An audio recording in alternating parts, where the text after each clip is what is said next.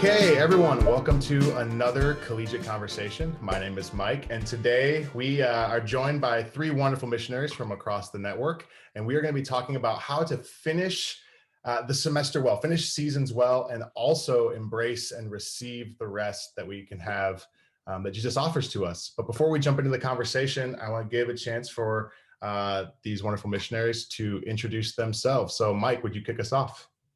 Yeah, Mike Clunky. I'm currently serving as a pastor at Illinois State University with a great team, Cornerstone Church. And I've been on staff for 23 years now at Illinois State for most of that time. Awesome. Thanks for being here, Mike. My name's Hannah. I serve at New Life Church in Ann Arbor, connected to the University of Michigan, and I have been here for a decade this summer, a decade. Wonderful. Thanks, Hannah. My name's Vivake. I've been serving at H2O Columbus at OSU. And similar to Hannah, it's going to be a decade. Actually, yeah, this past winter was a decade. I did like an internship and then went on staff in 2012. So excited to be here with y'all. Very good. Thanks, Vivake. So we have, between the three of you, over 40 years of ministry experience. So I'm excited just to sit with you all and learn a little bit. So here I'm in Kalamazoo, and this is exam week. We are wrapping up our semester. We had our overflow service this last week, looking at all that God's done this last year and praising him and thanking him for that. And I know for myself, when this time of year comes along, there's this tension of, oh my goodness, there are so many things I want to finish. There are all these loose ends that maybe I won't get to finish. And also, okay, how do I rest? How do I enter into a space of receiving what the Lord has for me, maybe before an LT or whatever that might be for each of you. But before we get into that, how are you guys feeling at the end of your own semesters? Where's your energy level? What are the things that you guys are holding on to right now coming into the end of the semester? I feel like I'm ending with full measures of gratitude and so super grateful for how I've gotten to see the Lord move. Just even for me personally, I had my first child in September, so I was on maternity leave for a lot of the fall semester. I missed my first fall kickoff, and I think that time away for me really clarified and cemented. I love what we get to do. I really missed it. I was like 8 weeks postpartum and was wondering, when can I go back? I miss it.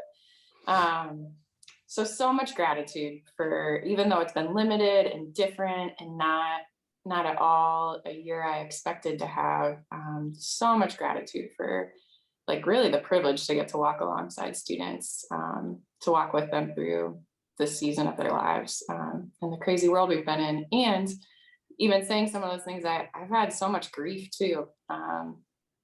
Grief of,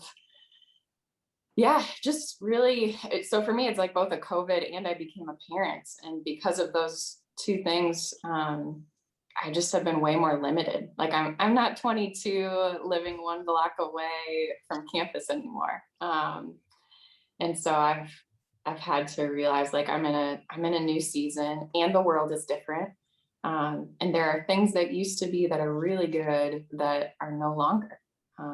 And I have new and good things to offer in this season of my life. So grief and gratitude for me, and both have felt important.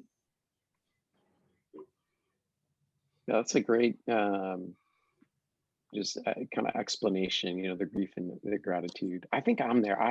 I'm somebody who I'm not a super steady individual emotionally. I kind of have a lot of ups and downs. And I think probably the last 5 years have been really working on just clarifying what is the next season that God wants for me. So I think with every ending, every year that kind of comes to a close, I reflect back on just, am I any closer to really figuring out what the next season, like what is ministry going to look like? Again, I've got kids in college now, and that just changes things as I look at going from somebody who is invested just a lot into 20-year-olds, now really looking at investing in staff a lot, and just wondering what the next 10, 15 years of life are going to look like. And that's been just a personal weight and challenge with the ending of seasons, but it's been hard. This has been a hard year, just in general. It's been a hard year to know exactly put my emotions or where I'm at, and I just find it. Like I feel like I've just gone up and down, up and down. I think I'm ending in the year with a lot of hope.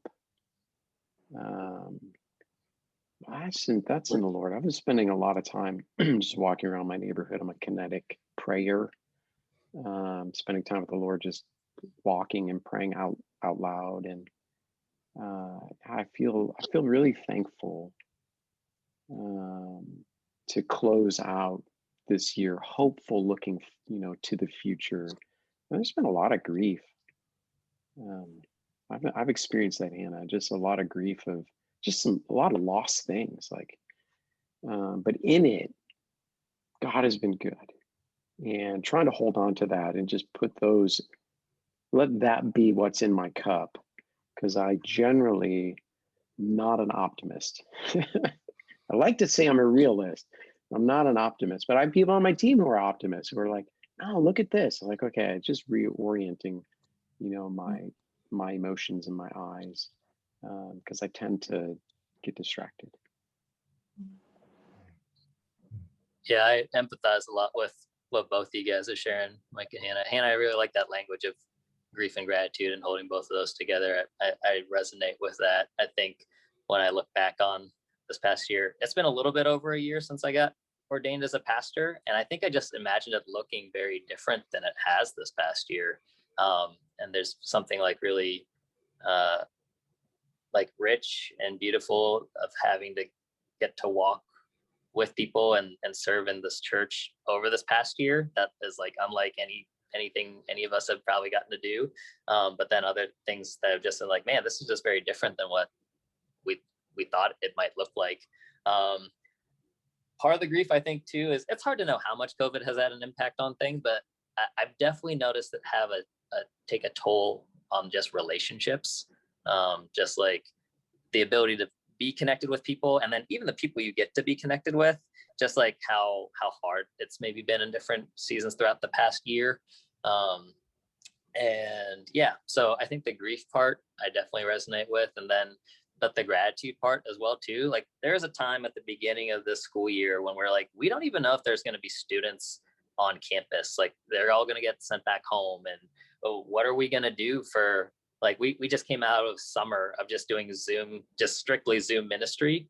And we're like, is that what we're going to do for an entire year? That sounds awful. That sounds terrible. Like, how are we even going to get to do that? And it's like, God just like took all our questions, and it just seemed like he was like, yeah, like I see all those things, but like, you can trust me, you can walk with me. And I've got something here that I want to do, not just in our church, but I think there's like a gratitude of like, just like what he's been doing in my life, that I've just felt like, oh man, a year ago, I didn't really see a way forward. And now that we're at the end of the year, I'm just like, wow, God, you did a lot of amazing things. And I just feel really thankful. So yeah, both of those things together. If I had to say, like, in this moment, how do I feel? I'd say pretty tired, but full. So like, oh yeah, like there's like a thankfulness, but like, so it's like, it's been a good year, and I think I'm really looking forward for a time to rest too. Yeah, thank you each for your words and reflections. It's encouraging to hear it's been a good year, and there is that grief and that gratitude, and maybe a redefining of what might be good as well. But Mike, even as you shared that, there's hope as you look forward, and I feel grateful to hear that from you all. Before we talk about engaging in rest, what helps you guys in these times of transition? What are the, maybe it's a discipline or a rhythm or a mindset, no doubt the Lord, but what is helping you kind of make this next transition in a season that's, for some, it probably felt like endless transition? Yeah, I can kick us off this time. There's a few rhythms that I've found to be really helpful in these transitions. Um, there's one of the pastors on staff who reminds us of this pretty regularly, and is to just get with people that are refreshing and can kind of remind us of just some of the reasons that we do the things that we do. So I'm really looking forward to just getting to hang out with some folks that I usually don't get to spend time with and connect with. This transition time kind of affords some more ability to do that. One of the rhythms that I really appreciate, I think a few churches in our network lead out in this really well, but just carving out some space for silence and solitude with the Lord to reflect, to like not just press on and keep moving and just be like, all right, what's the next thing that we have to accomplish? What's the next thing we have to do? How do we get ready for all the things that are happening in the summertime? But be like, hey, God's been doing a lot over the course of this year. How can we just take a time to, call time out and just reflect on what God has done and thank him to do for what he's done. I would say celebration is not a discipline that I practice very well, and it's a cool opportunity to just like pause and just celebrate. And so I've been wanting to have that be more a part of the rhythms and these like times to just get to celebrate with the Lord. But mainly connecting with people and connecting with the Lord is like been really helpful for this transition stuff. And then there's like, other fun stuff too. I'm a big NFL draft fan, and that's like around this time of year. I was like, oh, I'm excited to kind of nerd out with some football stuff and like read a book and like do some other things like that. But those are some of the things that like transition wise, I try to prioritize them. Oh, and then just like, yeah, getting time with my family, my wife and my daughter. May is just a sweet month. It's like, that's when I get to celebrate my anniversary, my daughter's birthday. And so I'm just like looking forward to like having some time to pause for that. My daughter's birthday last year when she turned 1, it was like, purely COVID birthday. And I think now we'll be able to maybe do some stuff like outdoors with some family around. So like, we kind of want to have it be more of a celebration that like we get to, so like, yeah, things that can feel more celebratory and just spending time with people. I'm really looking forward to that.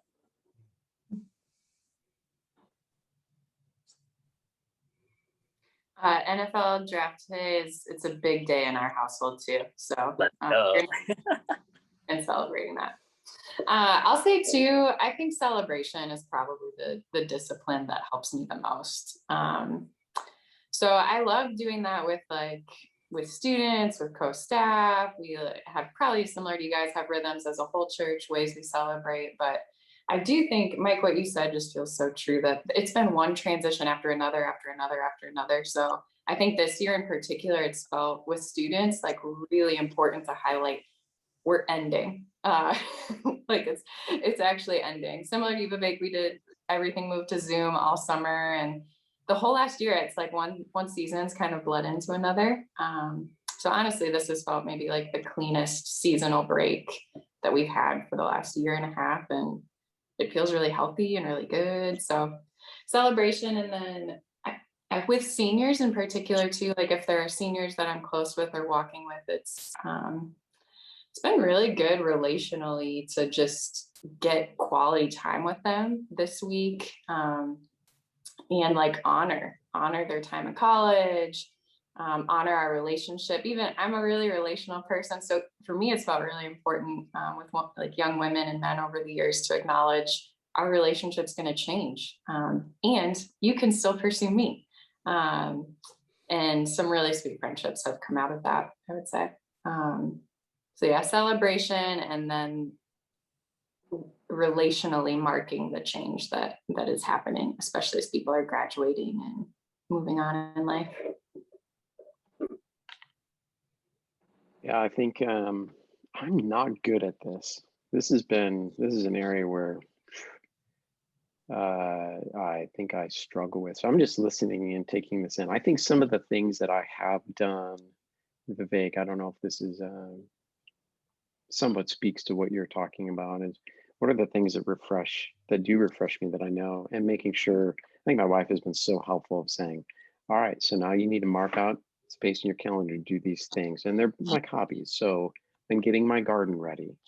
I've spent so much time in the summers at LT that I haven't been able to do gardening, but literally, I mean, it's just the scriptures are littered with agricultural references. And I'm out there digging and planting and praying, and planting in my garden has been something that's really refreshing, and fishing. So I like the draft. It's okay. I'm a Bills fan, so it's good. We finally did something. But like the transitions, just taking a break and with my family, getting some PTO after finals are done, and I usually work on my house or do something outside, but I'll take a few days here PTO that's just focused on something else other than thinking about the shepherding or pastoring or being with the church, and finding those relationships that are refreshing, and just inviting the Lord into that space and taking a deep breath and knowing that there's always work to do. That's the thing with the work that we do. You can just keep going on and on and on. You could never, but you have to force yourself to take breaks and to rest. And I find like I need to do that. I think doing things as far as marking the season, like having specific markers so this is the advice column, having those specific markers and knowing what they're there for, so that you can remember, reflect, and move forward and actually do a pivot. Like, some sort of senior celebration, or marking that Hannah, with the men and the women who are graduating, and reflecting with them, and just being with people, I think is really helpful for our lives in general. And knowing that you're turning a corner, and you're going to be embarking on something, maybe different or new, and putting that boundary stone in, or making something that marks it as significant. Like, this was a significant year for all of us in different ways. I think that's really valuable and important to do. Yeah, one thing that comes to mind with the idea of a celebration or marking a moment is, even in that moment, it sort of forces us to slow down a little bit and to reflect, and we have to engage a different part of our brain to look back, right? It's really hard to simultaneously look forward and look back, and to stop and to reflect that, God, this is what you've done, or what I've seen in this person's life, or even just going fishing or planting a garden. It engages different parts of the way God's made us to slow down. And I think that transitions us well into, okay, so we're coming to the end of the year, we're making this transition. When it comes to rest, you all have shared a little bit of what that looks like for you, but what really helps you engage with receiving rest? What helps you posture to receive that from the Lord? And this can be from just an internal space, or maybe also just physical things that you're doing to help you really begin to rest as we round this corner. Two things that really help me. One, going somewhere that's not my house. If I am in my house, it's so easy for me to see all that's undone, all that could be done. I'm a perfectionist to a T in a lot of ways. So going to another physical space, whether it's for like a time where I'm just hanging out with friends and doing something that's more relational, like you were talking about Vivake, or if I'm getting like silence and solitude time in the woods, that really helps me. And then, even in the vein of what I just said, it's really easy for me to put internal pressure on myself. Like, oh, if I have this day with Jesus, this has to be the mountaintop, or whatever it is. If I have time set aside for rest, or my anniversary is in May, so it's if we have an anniversary trip, I can put pressure on, man, this has to be the most like deeply connecting time. And it just really helps me to take expectations off and to show up present. I liked that phrase you used, Mike, ready to receive, whether it's like a day with the Lord, or time with people. So those two things have been like clutch for me over the years. Also scheduling it, just putting it in, kind of, you were describing that, Mike. But yeah, just deciding beforehand, here's what I'm going to do, here's how I'll spend this time, and not budging it when other things come up that could shift it around. Yeah, for me, it's I receive a lot of rest being with people. So this has been a really, this has been the journey this year is just loneliness. I do most of the teaching in our church, and I love study. But when I'm and you have to be alone. I mean, you're with the Lord, but you're alone in that. Not only am I alone a lot of the week in doing that, but I'm alone for the rest of the week, or on a screen and stuff. I just miss being with people, and so just inviting people into doing things together is super restful. It is very energizing for me. And so there are a number of friends who during this time, I look forward to, like I've already texted a couple of them and said, hey, transitions are happening. Love to hang out, love to see you, love to gather you in my backyard. Let's have dinner together.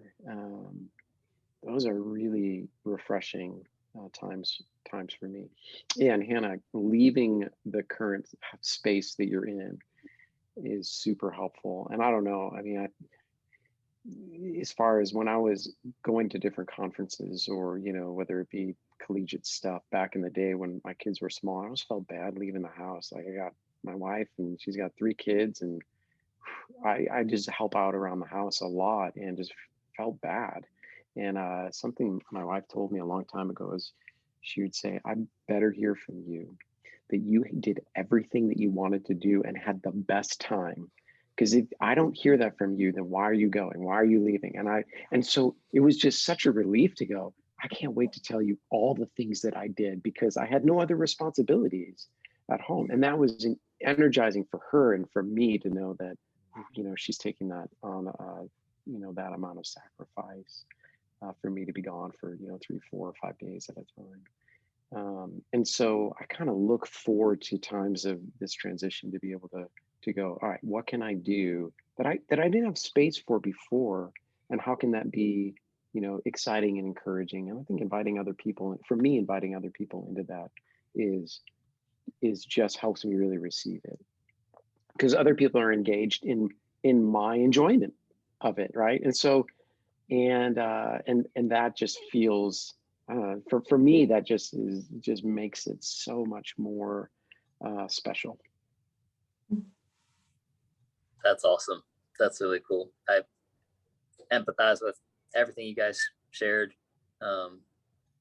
One thing that stuck out to me, I think this is something that I've had to, like, God's had to like do like a rewiring of my brain of how I like view rest and look at rest. I think for much of my life, I've seen rest as like an absence of work. And I think we've all probably to some extent realized that, where it's like, oh yeah, you could like watch a show, or like you could like do something and then leave it and then not really feel rested. Like, I think there's like a lot of things that I've done over the years. I'm like, oh, this will be really restful and refreshing. And then it's like, oh, that really wasn't what I was like hoping for. And so I think it led me to like start to consider like, oh yeah, how do I actually receive rest? Like you're asking, Mike. And I think it's been like a heart issue for me.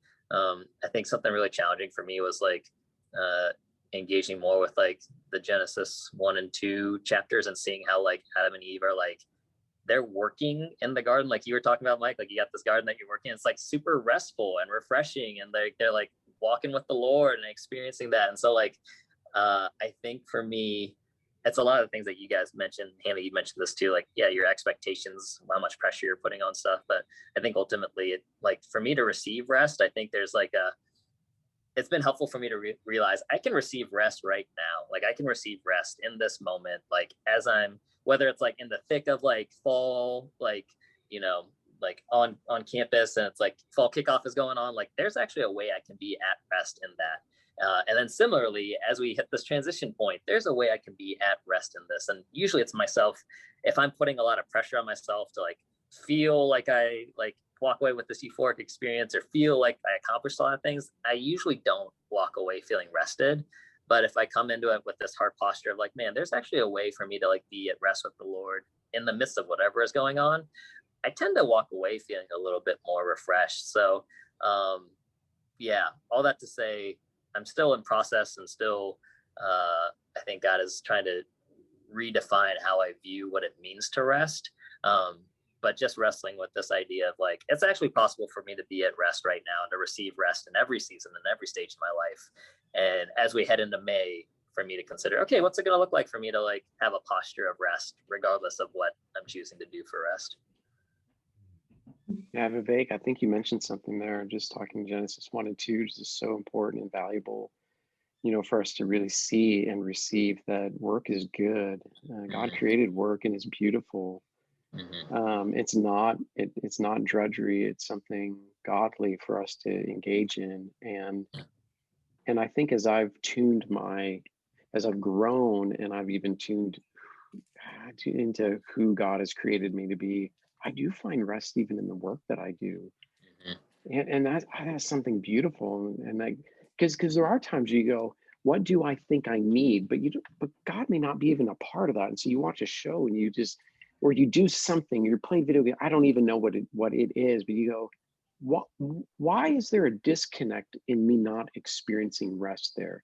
I think it's because you're not doing something that you are designed to do, or you're seeking it apart from God. But even work can be really restful if you're doing the right things. And there are some things that are not restful in the work that I do, but there are other things when I do it, I walk away and just feel like, Lord, this was beautiful for me and it was beautiful for them. And so even this last week, I had an experience with just a meeting with this international student from Egypt. And I hope that you all find those times in those spaces where you're doing what God created you to do and you walk away just feeling like this is really good. And I think I benefited more from this than you did. I don't know if you've had those times where it's like, I feel I'm pouring out, but man, God's really filling me up. And so the work that we do, it's not always work in that sense where it's got to be, labor intensive or hard, but can be a beautiful way in which we do receive even through the work that we do. So I think making sure that it's not that the way that we find rest isn't disconnected from bringing the Lord into those spaces, even that we're not detaching in a way that is incongruent with the way that God designed us to be filled.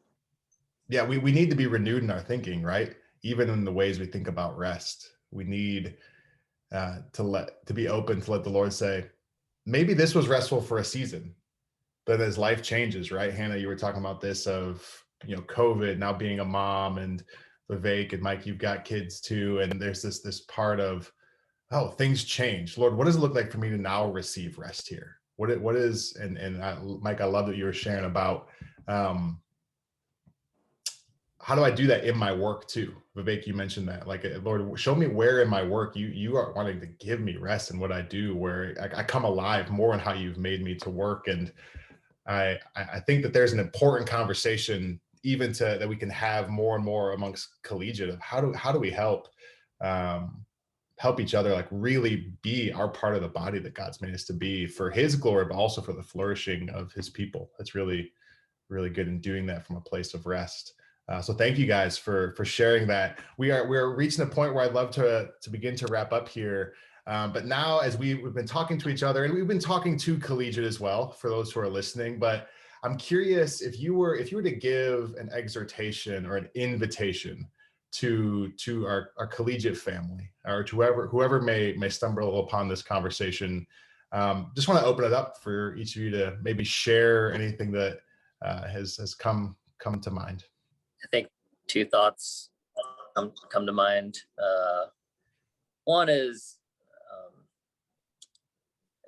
I think early on staff, we'd get to these transition times and periods, and I'd almost kind of like look to other people to be like, what do they do for rest, or what do they do for rest, and almost kind of like have this like comparison of like how, well, if it was restful for them, it should be restful for me. And I've just come to realize like, oh, it's just very different for each individual. And so for each one of us to find rhythms in whatever stage or season of life that we're in. Yeah, it's like the way I rested, you were mentioning this, Mike, my first year is different than it is now.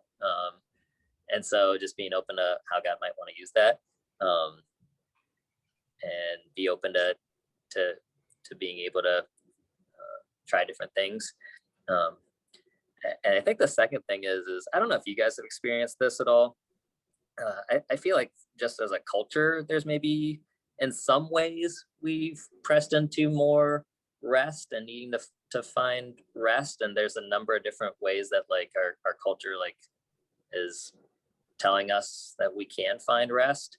I noticed this with a lot of students. I noticed this with myself, where it's like, hey, I need a break. I need to take a break. I need to take a break from, and resting usually means is like put a pause on all these things that we're doing and to step aside. But yeah, it's just a reiteration of this last thing that we've been talking about, of this, like, man, we can rest in every season of life. And I think that's the transformation that I've like been wanting to like just spend time with the Lord thinking more about, is like, what's it going to look like for me to be at rest while I'm at work? What's it going to look like for me to be at rest while I'm parenting, while I'm like, yard work is not refreshing for me. So I'm like, what's it going to look like for me to be at rest when I'm gardening, or like when I'm like doing stuff in the yard? Like there's like a posture of rest that I feel like I'm missing, and I want to grow in more. Like I look at Jesus in the Gospels, and it's like, oh, he was always doing stuff. And it's like, the man just seemed like he was at rest, at peace, like just like in everything that he did. And obviously that's like a not something that like I can like expect to experience perfectly, but it seems like it is possible to experience some of that. Like when in Matthew 11, he's like, come to me, all who are weary and heavy laden, and I will give you rest. Like take my yoke upon you. Like, I'm like, yeah, like that's available to all of us right now. And so that's just like maybe the exhortation that I feel like the Lord's been giving me, that I'd love to encourage us all to consider, is like, what's it going to look like for us to rest, like in each season of our life, not just like as we end this year and wrap up here. I think that that's really good, Vivake. I think that this may not be able to apply to everybody, but this has been really helpful for me. So if it's helpful for you, great. I learned that it took me a while, but one of the things that I learned about myself, I learned by taking a sabbatical, which is really hard for me to shut my brain off. I just have lots of things going through my head all the time. And so I've made it a habit. I've shared this with our staff and with a number of our leaders, but I've made a habit a long time ago. I don't know who shared it with me, but somebody else shared it with me, to keep when I'm spending time with God, to keep an extra sheet of paper, to when those thoughts that come in my head, to write those down and just deposit them there. And that just helps me rest, to go, we'll get back to that, but now I want to focus on this. And that's helped me just on an ongoing way to be able to go and just see that, well, there's this list here, and this is what I've been carrying around, and God knows what I need in this time, but I'm going to get back to that. Has been really helpful for me just to continue to pursue rest. So that's the one thing, practical thing. I think the other practical thing is, honestly, just may sound dumb, but just get sleep. I just know so many young staff who they don't have a rhythm in their life. So when you're physically not, it's like having small kids, right? It's just tiring to have small kids. I just remember how are you feeling? Tired. That was like my first response. You had 3 kids under 5. It's like, how are you tired? I'm just tired. I think getting sleep, knowing that God gives rest to his beloved, God gives sleep to his beloved. He never sleeps, but he wants to give us the gift of sleep. And so I think helping people find, or at least me finding that rhythm of where I needed, how much hours of sleep I need. I think getting that sleep and making sure that there's that space in order for me to sleep has been really helpful for me, just to receive rest and to experience rest in my life. Because when I'm physically not rested, I'm not there emotionally, I'm not there spiritually. Yeah, what's going through my head is we, as Collegiate, we've spent the last 15 months leading through change after change after change. And there's no end in sight, honestly. And that's taken a toll. like that's taken a toll on everyone. That's required more of us than we were giving before. Some of us have probably thrived in COVID, like maybe have seen new gifts come out or have gotten to serve in new ways. And some of us are probably like exhausted and exasperated. So I'm just sitting here thinking about that, and the sweet psalm that says, better is one day in your courts, Lord, than 1,000 elsewhere. And so I feel like if I could give any encouragement, like get a day with the Lord. Just do it and bring all that you've been carrying, bring every burden, your fears, your heart, and let your dad see you and take care of you and bless you. Like we have a dad who wants to bless, who does give rest to the weary, who wants to unburden us and set us free from the things that we've been carrying that he doesn't intend for us to carry. So I just think, gosh, what could happen to the kingdom of God if we all did that? Sweet things would happen in the kingdom of God if we did that kind of work. And I say that as someone who, like, it's easy for me to not to just keep going and find the next thing to work toward. So that's what I would say. Wonderful. Well, I took a few notes there from each of you that I'm trying to implement myself, and I hope that others whoever's watching this, listening to this, that you would do the same. Well, Mike, Hannah, Vivake, thanks for being a part of this. Before I let you go, though, I like to end with just sort of one random question that you can apply to our conversation or take a complete different direction. We are coming into this new season of spring and summer, and this has been an especially sweet spring for me to see new life and as things get warmer and just see God's creation blooming here in Michigan. But when it comes to spring and summer, what are just, it's an activity, a food, something about this spring or summer, an event, whatever that might be, that you are particularly looking forward to enjoying? Fishing for my kayak. It was really simple. Getting out on the water. I have garden beds out front too, Mike, and so I can't wait for the first like salad that I make of greens that I pick. The tomatoes in August up here, they're so good. I wish I could have August tomatoes all year long. So food from the garden that I don't pre-plan, but just go and eat and enjoy. I'm just looking forward to the sun. I've missed the sun. I've missed the warm weather. It affects my mood. It affects the way, so I'm just excited to do. If I'm doing something and I get to do it outside, I'll be pretty happy. Wonderful. Wonderful. Well, thank you all for sharing your lives and your wisdom and your walks with Jesus here with me and with whoever else watches. And to those who are watching, this has been another Collegiate Conversation. We hope you enjoy, receive this, and we'll see you again next time.